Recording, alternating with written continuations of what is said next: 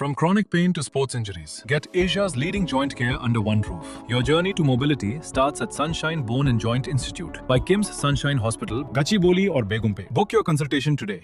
ఈ నెల 10వ తేదీన ఇటు రాష్ట్రానికి ప్రధాని నరేంద్ర మోడీ రానున్నారు. అయితే సుమారుగా 7,800 కోట్ల రూపాయలతోటి తెలంగాణకు సంబంధించి ఏదైతే అభివృద్ధి పనులు ఉన్నాయో వాటికి సంబంధించి శంకుస్థాపన చేయడానికి కూడా ప్రధాని మోదీ వస్తున్నట్టుగా అయితే తెలుస్తూ ఉంది. ప్రస్తుతం మనతో పాటు బీజేపీ రాష్ట్ర అధ్యక్షులు రామచందర్ ఉన్నారు. ఒక్కసారి మాట్లాడదాం. సో సార్ నమస్తే అండి. నమస్తే అండి. సో ఇటు ప్రధాని మోదీకి సంబంధించిన పర్యటన ఎలా ఉండబోతుంది?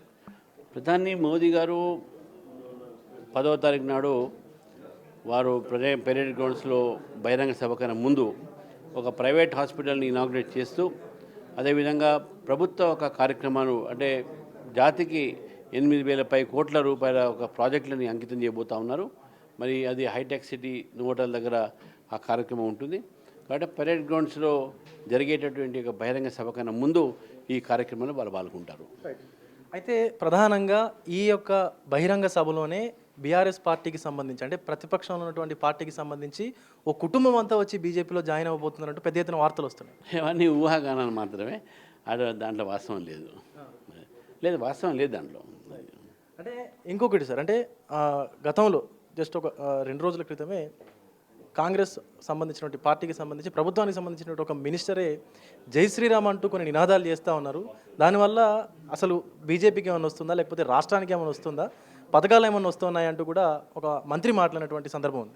అంటే వారికి ఏంటంటే అల్లాహ్ అక్బర్ అంటే వస్తుంది అనుకుంటున్నాం వాళ్ళు. మనకి రేవంత్ రెడ్డి గారి నాయకత్వంలో అంతా కూడా హిందూ ఒక ధర్మాన్ని, హిందూ దేవీ దేవతల్ని అవమానించే హేళన చేసేటటువంటి ఈ కాంగ్రెస్ లీడర్లు ఈరోజు వాళ్ళు చేస్తూ ఉన్నారు.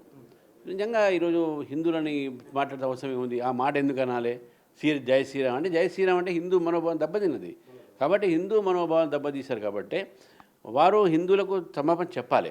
లేకపోతే ఆ దేవాదాయ శాఖ మంత్రికి రిజైన్ చేయాలి, లేకుంటే మనం తొలగించాలి. హిందువులని అవమానపరచడం మీరు అదేవిధంగా మీరు అల్లాహ్ అక్బర్ ఎందుకనండి, ఇంకోటి ఎందుకనండి, అదే జై శ్రీరామ్ అంటే తప్ప?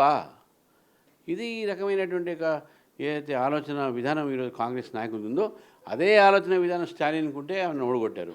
అదే ఆలోచన ఈరోజు మమతా బెనర్జీ కూడా ఓడగొట్టారు. అదే ఆలోచన కాంగ్రెస్ పార్టీకి తెలంగాణ ఉంది కాబట్టి వాళ్ళని కూడా ఇంటికి పంపిస్తారు.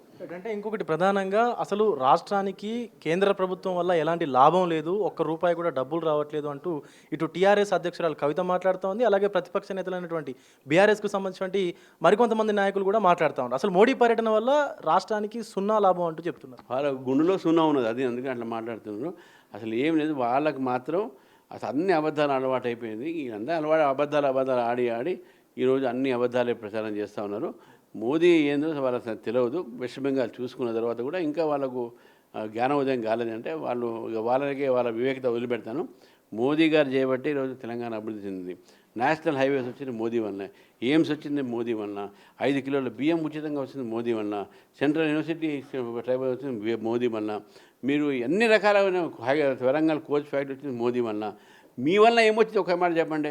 మీ వల్ల రైతులు చనిపోతున్నారు, మీ వల్ల విద్యార్థులకు ఫీజులు రావట్లేదు, మీ వల్ల రైతులకు రైతు బంధు రావట్లేదు. ఇది పరిపాలన, ఇది వాళ్ళది.